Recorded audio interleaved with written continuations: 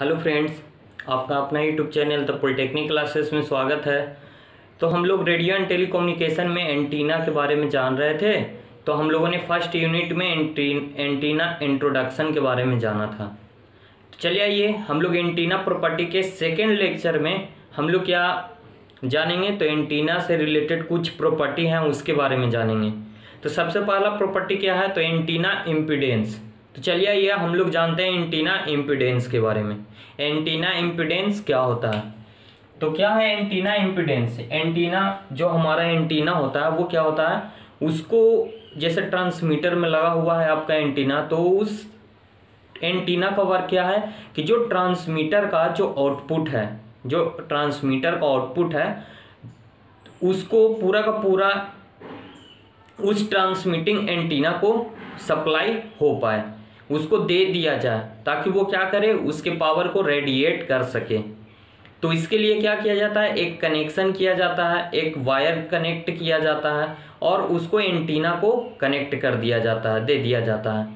तो क्या उसको पूरा का पूरा सिग्नल उसके पास ट्रांसफर हो जाए, इसके लिए क्या किया जाता है कि एंटीना के जो इंटरनल रेजिस्टेंस होते हैं उसके इक्वल में जो आपका वायर कनेक्शन किया जाता है, जो ट्रांसमिशन लाइन कनेक्ट किया जाता है उसके इंटरनल इम्पीडेंस के इक्वल हो, ताकि क्या हो, तो आपका सारा का सारा जो ट्रांसमीटर का आउटपुट है वो किसको ट्रांसफर हो जाए, तो आपको एंटीना को ट्रांसफर हो जाए इम्पीडेंस मैचिंग में के प्रोसेस के द्वारा।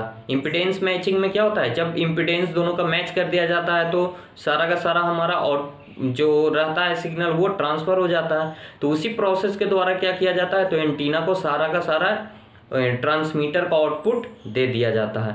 तो चलिए आइए देखते हैं, तो क्या है antenna impedance. In communication system the input impedance of antenna should be equal to the impedance of the transmission line. क्या है, जो हमारा एंटीना है उस एंटीना का इम्पीडेंस है वो किसके इक्वल होता है, तो जो ट्रांसमिशन लाइन से वो कनेक्ट है, जिस वायर से उसको हम लोग कनेक्ट करते हैं उसके इम्पीडेंस के इक्वल रखा जाता है। क्यों ऐसा किया जाता है, तो transmission line connecting the transmitter output, और वो वो जो ट्रांसमिशन लाइन है वो किससे कनेक्टेड है, तो ट्रांसमीटर में ट्रांसमीटर से कनेक्टेड होता है। ठीक है, to antenna for efficient transfer of power radiation, ताकि वो जो क्या करे, तो ट्रांसमीटर का जो पूरा का पूरा आउटपुट है वो किसको ट्रांसफर कर दे, तो एंटीना को ट्रांसफर कर दे ताकि वो अच्छे से पावर का रेडिएशन कर सके। ठीक है, तो इसका एक इक्वेशन है, the expression of should below. इसका इक्वेशन क्या है, तो आर ए बराबर क्या होता है, R R small R plus R L, जहां पे आर ए क्या है, तो आर ए है total resistance of antenna. Total resistance of antenna किसके इक्वल होता है, तो R R plus R L के। तो आर ए आर क्या है, तो रेडिएशन रेजिस्टेंस, और आर एल क्या है, तो ओमिक रेजिस्टेंस, जो एंटीना का ओमिक रेजिस्टेंस है। जैसे वो मेटल का रहता है तो उसका भी तो कुछ रेजिस्टेंस रहता होगा, तो उसी को हम लोग ये कह रहे हैं। तो इस तरह से ये जो एक्सप्रेशन है इसको आप लोग याद रखिएगा, और ये टर्म याद रखिएगा, आपको आ जाएगा इम्पीडेंस लिखने के लिए शॉर्ट नोट में ये सब पूछता है, तो इसको आप लोग याद रखिएगा। या फिर इस पे बेस्ट ऑब्जेक्टिव क्वेश्चन आपको न्यूमेरिकल मिल जाए, तो इसे आप लोग याद रखिएगा। और ये जो इम्पीडेंस होता है उसका यूनिट क्या होता है, तो ओम होता है। क्या होता है, ओम होता है। द यूनिट ऑफ इम्पीडेंस, जिसको हम लोग जेड से डिनोट करते हैं, इसका ओम क्या होता है यूनिट, तो ओम होता है। तो इस तरह से हम लोगों ने एंटीना इम्पीडेंस के बारे में जाना। तो चलिए आइए हम लोग अब देखते हैं प्रिंसिपल ऑफ रेसिप्रोसिटी। जो हमारा क्या हो रहा था, एंटीना जो था रेसिप्रोकल हो रहा था, पैसिव रेसिप्रोकल एलिमेंट था एंटीना। तो पैसिव क्यों, क्योंकि वो एंटीना क्या कर रहा था, सिग्नल को एम्पलीफाई नहीं कर रहा था। और रेसिप्रोकल क्यों, क्योंकि एक ही आइडेंटिकल एंटीना की मदद से हम लोग क्या कर रहे थे, तो सिग्नल को ट्रांसमिट भी कर रहे थे और सिग्नल को रिसीव भी करने का काम कर रहे थे। तो इसी ये जो रेसिप्रोकल हो रहा था किस प्रॉपर्टी पे होता है, तो इसी प्रॉपर्टी को कहते हैं प्रिंसिपल ऑफ रेसिप्रोसिटी। ठीक है, तो इसके बारे में चलिए आइए हम लोग जानते हैं। तो क्या होता है हमारा एंटीना, तो antenna is a generally metallic wire. क्या है, तो एंटीना हमारा क्या होता है, एक मेटेलिक वायर होता है, मेटेलिक वायर होता है या फिर और भी वायर्स का कलेक्शन होता है, मतलब कि एक से अधिक वायर्स का कलेक्शन होता है। ठीक है, तो ये कलेक्शन ऑफ वायर होता है जिसका हम लोग यूज किस पर्पज से करते हैं, तो used for the coupling the transmitter and receiver to free space. क्या होता है कि ये जो हमारा एंटीना होता है वो क्या करता है, तो वो जो फ्री स्पेस से ट्रांसमीटर और रिसीवर को कनेक्ट करने का काम करता है। जैसे ट्रांसमिटिंग एंटीना ट्रांसमीटर को फ्री स्पेस से कनेक्ट करता है और रिसीविंग एंटीना रिसीवर को फ्री स्पेस से कनेक्ट करने का काम करता है। ठीक है, तो ट्रांसमिटिंग एंटीना में हम लोग क्या देख रहे थे, तो ट्रांसमिटिंग एंटीना में जो हमारा एंटीना था वो इलेक्ट्रिकल सिग्नल को इलेक्ट्रोमैग्नेटिक सिग्नल में कन्वर्ट कर रहा था, और रिसीविंग एंटीना के केस में क्या हो रहा था, तो रिसीविंग एंटीना के केस में हमारा इलेक्ट्रोमैग्नेटिक सिग्नल इलेक्ट्रिकल सिग्नल में कन्वर्ट हो रहा था। तो ये जो एंटीना का वर्क है, ये वर्क करने के लिए अगर कोई एक सेम एंटीना अगर यूज किया जा रहा है ट्रांसमिट करने के लिए भी और रिसीव करने के लिए भी, तो इस वाले प्रिंसिपल को हम लोग क्या कहते हैं, तो प्रिंसिपल ऑफ रेसिप्रोसिटी। ठीक है, इसके लिए 2-3 नियम हैं, जो रूल्स हैं जिसको एंटीना को फॉलो करना आवश्यक है, उसी के अकॉर्डिंग उसको बनाया जाता है, तब वो रेसिप्रोसिटी प्रिंसिपल पे वर्क कर पाता है। कनेक्ट मतलब एक ही एंटीना से ट्रांसमिटिंग का भी और रिसीविंग का भी वर्क प्रोसेस वो कर पाता है। तो चलिए आइए, द प्रिंसिपल ऑफ रेसिप्रोसिटी से about the antenna capable to the transmission and reception both through the identical antenna like as a monostatic radar. जैसे हम लोगों ने रडार सिस्टम में देख रहे थे, मोनोस्टैटिक रडार सिस्टम में वहां पे क्या कर रहा था, तो सिंगल एंटीना की मदद से ही सिग्नल को ट्रांसमिट और रिसीव करने का काम कर रहा था। ठीक है, तो इसके लिए इस रेसिप्रोसिटी को करने के लिए, पॉसिबल करने के लिए 3-4 रूल्स हैं जो कि फॉलो करने पड़ते हैं। जैसे equality of directional pattern, receiving के दौरान भी और ट्रांसमिटिंग के दौरान भी जो हमारा उसका डायरेक्शनल पैटर्न होगा वो क्या होगा, तो दोनों सेम होगा। ये क्या होता है डायरेक्शनल पैटर्न, डायरेक्टिविटी, ये अभी हम लोग आगे पढ़ेंगे। ठीक है, तो ये सब एंटीना की प्रॉपर्टी हैं। फिर कह रहा है इक्वालिटी ऑफ डायरेक्टिविटी, डायरेक्टिविटी के बारे में मैंने पहले भी चर्चा किया है। फिर उसके बाद है इक्वालिटी ऑफ इफेक्टिव लेंथ, उसके बाद है इक्वालिटी ऑफ एंटीना इम्पीडेंस। तो ये सारे टर्म हैं, अगर ये टर्म कोई एंटीना के द्वारा फॉलो कराया जा रहा है तो वो क्या कर सकता है, वो ट्रांसमिट भी कर सकता है और सिग्नल को रिसीव भी कर सकता है। तो ये हो गया, तो आप लोग इसका स्क्रीनशॉट ले सकते हैं। और मैं बार बार बताता हूं कि जो आप लोग को पीडीएफ दिया जाता है उस पीडीएफ में आपका लिखा हुआ रहता है, पर मैं जब वीडियो में बताता हूं, बताते समय कुछ ऐसे टर्म बता देता हूं जो कि उस पीडीएफ में नहीं लिखा हुआ है। तो आप लोग इसका ध्यान रखा कीजिए और वीडियो को पूरा देखा कीजिए, और जो भी टर्म आपको ऐसा लगे कि हम नोट कर सकें, आप पेन पेपर ले करके बैठिए और उसको नोट करते चलिए। तो क्या होगा कि आपका खुद से बनाने का एक हैबिट हो जाएगा, पीडीएफ मतलब कि आपका खुद से लिखने का हैबिट हो जाएगा। तो ये जो खुद का बनाया हुआ नोट्स होता है ना, वो बहुत ही काम देता है। ठीक है, तो आप लोग कोशिश किया कीजिए कि वीडियो देखते समय पेन पेपर लेकर के बैठिए और जो भी इंपॉर्टेंट मैं बताता हूं बीच बीच में उसको आप लोग नोट कर लिया कीजिए अपने हिसाब से। ठीक है, तो चलिए आइए हम लोग नेक्स्ट प्रॉपर्टी के बारे में जानते हैं। इससे रिलेटेड और 1-2 न्यूमेरिकल्स हम लोग जानते हैं जो कि सेमेस्टर एग्जाम में यहां से आते हैं। चलिए आइए हम लोग एंटीना में होने वाले लॉसेस के बारे में कुछ जान लेते हैं। क्या होता है, हमारा एंटीना होता है, एंटीना मेटेलिक कंडक्टर का होता है और उसमें बहुत सारे लॉसेस होते हैं, सिग्नल का लॉस होता है। वो किस किस कारण से होता है इसके बारे में जानते हैं। एंटीना लॉसेस, तो there are flowing losses in antenna. ये सारे जो भी लॉसेस हैं ये कहाँ होते हैं, आपके एंटीना में होते हैं। तो सबसे पहला है आपका क्या, ओमिक लॉस। एंटीना का जो इंटरनल रेजिस्टेंस होता है उसके कारण से जो सिग्नल का उसमें लॉस होता है उसको हम लोग कहते हैं ओमिक लॉस। उसके बाद है डाइलेक्ट्रिक लॉस। जैसे कुछ एंटीना है जो कि डाइलेक्ट्रिक मटेरियल भी यूज किया जाता है कुछ एंटीना में, तो उसमें जो डाइलेक्ट्रिक मटेरियल में जो लॉस होता है उसको हम लोग कहते हैं डाइलेक्ट्रिक लॉसेस। उसके बाद कह रहा है I²R। क्या होता है, जब करंट फॉलो होता है उस एंटीना में तो I²R से उसमें क्या होता है, हीट जनरेट होता है। तो ये जो हीट जनरेट होता है जिसके कारण से भी कुछ सिग्नल्स उसे हीट के फॉर्म के कारण से लॉसेस हो जाते हैं। तो ये एक लॉस हो गया आपका एंटीना। और एंटीना में जो आपका जैसे सिंगल मेटल का भी हो सकता है, उसमें बहुत सारे मेटल का कलेक्शन भी हो सकता है, तो उसमें जो ग्रुप होगा तो उस ग्रुप में जो आपका लॉस होगा उसको हम लोग क्या कहेंगे, I² लॉस। उसके बाद है लीकेज लॉस इन इंसुलेशन। जो आपका वायर होता है, मेटेलिक वायर होता है, उसको ऊपर से कवर किया जाता है इंसुलेटिंग मटेरियल से, तो उस इंसुलेटिंग मटेरियल में भी क्या होता है, तो उसके कारण से भी उसमें लीकेज के कारण से लॉस होता है। तो ये हो गया लीकेज लॉस इन इंसुलेशन। उसके बाद है लॉस इन अर्थ कनेक्शन।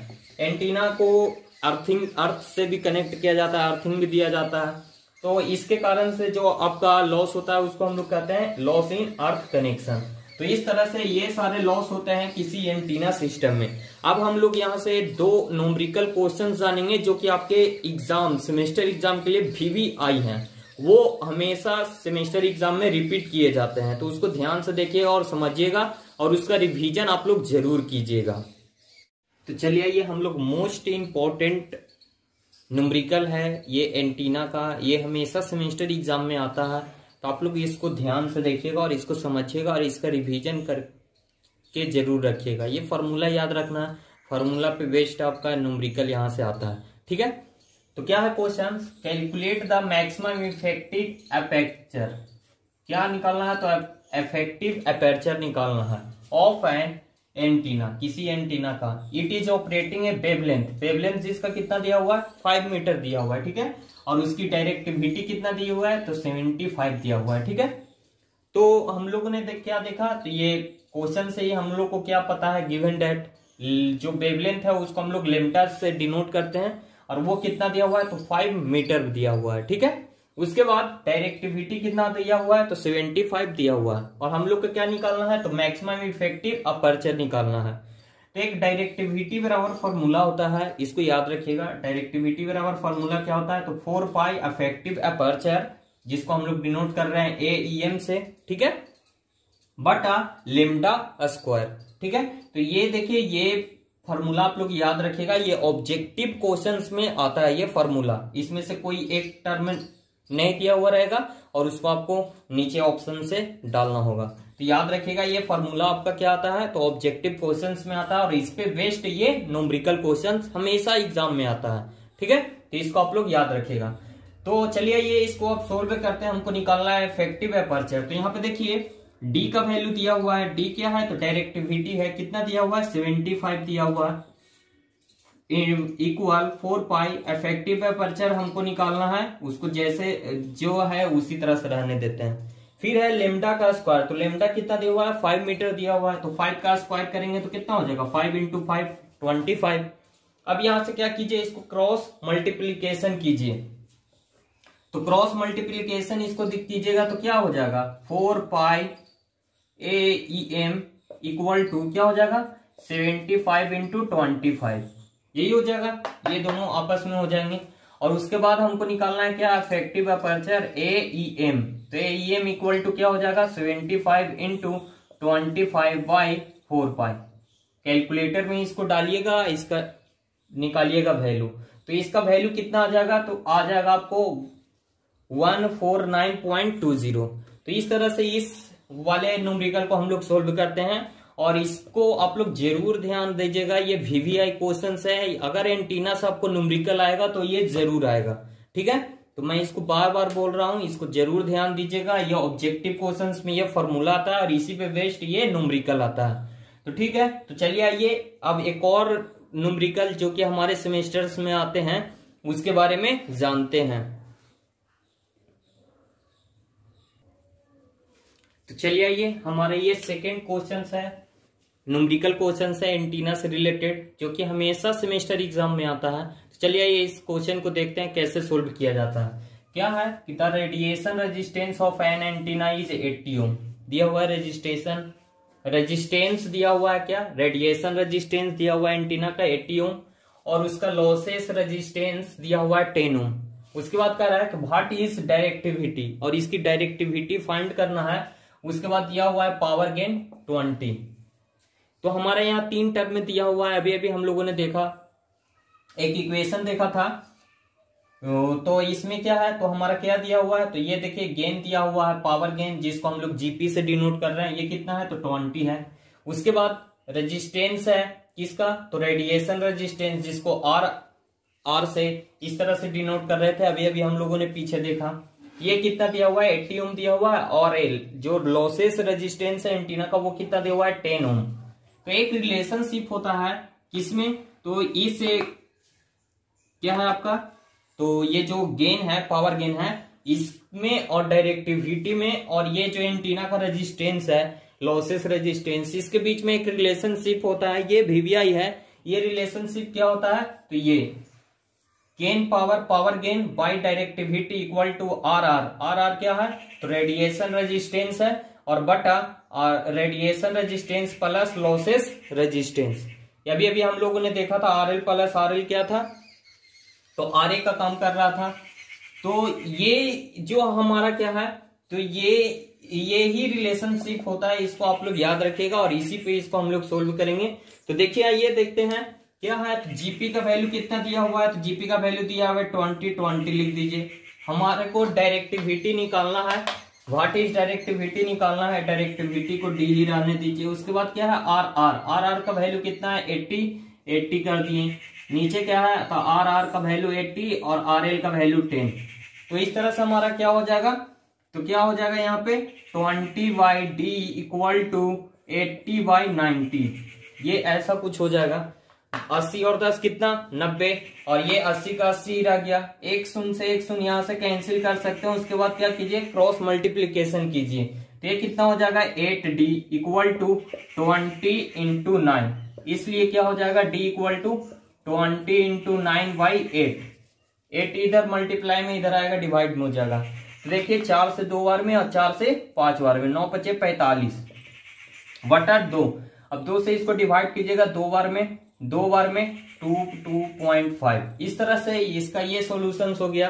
तो ये क्वेश्चंस आपको दोनों न्यूमेरिकल बहुत ही इंपॉर्टेंट है, तो इसको आप लोग याद रखिएगा, और ये फॉर्मूला याद रखिएगा। ये रिलेशनशिप आपको ऑब्जेक्टिव क्वेश्चंस में आ जाएंगे कि ये वाला दिया हुआ रहेगा, एक टर्म यहाँ से मान लिया जाए ये हटा दिया जाएगा, और यहाँ पे फिल इन द ब्लैंक्स दिया हुआ रहेगा। तो ये ऑब्जेक्टिव क्वेश्चंस में आते हैं, तो इसको आप लोग ध्यान में रखिएगा, ये रिलेशनशिप को, पिछले वाले फॉर्मूला को भी, और उस पे बेस्ड ये कैसे सोल्व करते हैं इसको ध्यान रखिएगा। तो चलिए आइए अब हम लोग इसके और कुछ प्रॉपर्टीज जैसे डायरेक्टिविटी, पैटर्न वगैरह, ये सब रेडिएशन पैटर्न, ये सब के बारे में जाने। तो चलिए ये एक और प्रॉपर्टी रेडिएशन रेजिस्टेंस के बारे में जाने कि रेडिएशन रेजिस्टेंस क्या होता है। तो अभी अभी इसके बारे में हम लोगों ने जिक्र किया, चलिए ये इसको डिटेल में जानते हैं। रेडिएशन रेजिस्टेंस, तो radiation resistance is defined as the ratio of total radiated power from the antenna to the effective RMS value of antenna current at feeding point. क्या है, तो रेडिएशन रेजिस्टेंस क्या है, रेशियो है। किसका रेशियो है, तो आपका पावर का, टोटल रेडिएटेड पावर का, और बाई जो आपका करेंट है, जो इफेक्टिव आरएमएस वैल्यू है, जो उसको फीड किया जा रहा है। कहने का मतलब जो आप वायर के थ्रू उसको फीडिंग कर रहे हैं, उसको जो करेंट दे रहे हैं ट्रांसमीटर का, उस करेंट का आरएमएस जो इफेक्टिव आरएमएस वैल्यू है, वो उसी को हम लोग क्या कहते हैं, करेंट कहते हैं। तो ये दोनों का क्या है, तो ये दोनों का ये रेशियो है, जो क्या कहलाता है आपका, तो रेडिएशन रेजिस्टेंस कहलाता है। इसको देखिए, इसका फॉर्मूला क्या होता है, तो आर इसको हम लोग डिनोट करते हैं दो तरह से, एक इस तरह से कैपिटल आर स्मॉल आर, और उसके बाद इस तरह से, ठीक है। तो इसका हम लोग का फॉर्मूला क्या है, P/I², जहां पे P क्या है, तो represent the total radiated power from the antenna, और फिर I क्या है, तो I क्या है, RMS value of antenna current at feeding point, जो आपका फीड किया जा रहा है। तो इस तरह से हम लोगों ने प्रॉपर्टी के बारे में जाना इस लेक्चर में, और दो न्यूमेरिकल के बारे में जाना। उसके बाद हम लोगों ने एंटीना इम्पीडेंस के बारे में जाना, और एंटीना लॉसेस के बारे में जाना। तो ये सारे टर्म आपके लिए बहुत इंपॉर्टेंट है, खास करके सेमेस्टर एग्जाम में ये छोटे छोटे टॉपिक्स वाइज ये 2-3 टर्म आपको लिखने के लिए आते हैं शॉर्ट नोट में, या फिर 2 टर्म करके एक 4 नंबर में दे दिया जाएगा, जैसे कि एंटीना रेजिस्टेंस क्या होता है, एंटीना इम्पीडेंस क्या होता है, रेडिएशन रेजिस्टेंस क्या होता है। तो इस तरह से 2-2 टर्म में मिलाकर के आपको 4 नंबर में क्वेश्चंस आते हैं, और वो जो न्यूमेरिकल क्वेश्चंस है वो 4 नंबर में या फिर 6 नंबर में आपको देखने को मिलेगा। तो ये सारी बातों का आप लोग ध्यान रखिएगा। और आप लोग को मैं बार बार बोलता हूं कि जब आप लोग वीडियो देखिए तो देखते समय क्या कीजिए, पेन और कॉपी लेकर के बैठिए, ताकि आप लोगों को जो भी ये जो इंपॉर्टेंट टर्म मैं बीच बीच में बताता हूं उसको आप लोग नोट कर लीजिए। क्योंकि ये इंपॉर्टेंट टर्म जो मैं बीच में बता देता हूं ये आपको नोट्स में नहीं मिलेंगे, वो पीडीएफ में नहीं मिलेंगे। तो ये वीडियो को पूरा देखा कीजिए और जो भी समझ में आया आपको उसके अनुसार आप लोग नोट्स तैयार जरूर किया कीजिए। क्योंकि खुद का नोट्स जो होता है वो अपना होता है और वो आपको आसान होगा हमारे वाले जो पीडीएफ प्रोवाइड किया जाता है उससे। तो इस तरह से हम लोगों ने इस लेक्चर में देखा। अब हम लोग मिलेंगे नेक्स्ट लेक्चर में और भी कुछ जानकारी के साथ, एंटीना प्रॉपर्टीज के साथ, और भी इसके प्रॉपर्टीज हैं उसके बारे में डिटेल में।